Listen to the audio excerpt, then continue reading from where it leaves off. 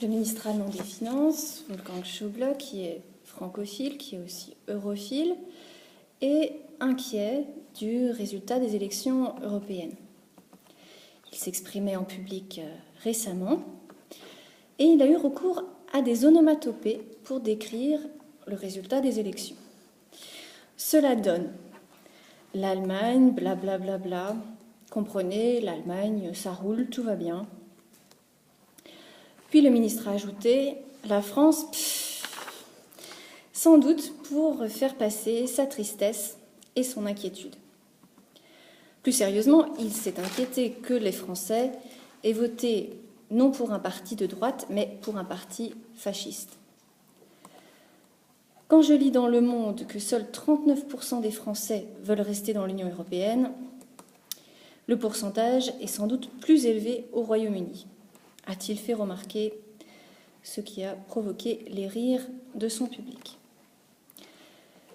Mais le ministre a refusé d'en faire porter la faute à François Hollande en disant que c'est un signal pour nous tous, pas seulement pour nos amis français.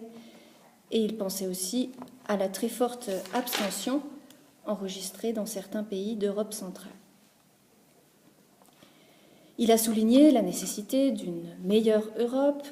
Il a continué de plaider pour une plus grande intégration politique, avec à l'avenir un président de la Commission élu au suffrage universel et un commissaire qui serait chargé de surveiller les budgets des États. Il a également critiqué la politique de la Banque centrale européenne, de la BCE, qu'il juge trop accommodante.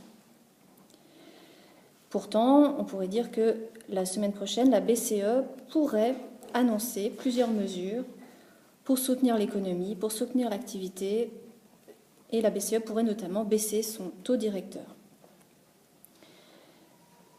À plusieurs reprises, Wolfgang Schäuble a indiqué que la politique monétaire ne pouvait pas tout et ne devait pas se substituer à la politique budgétaire des gouvernements qui, eux aussi, devaient mettre en œuvre des réformes.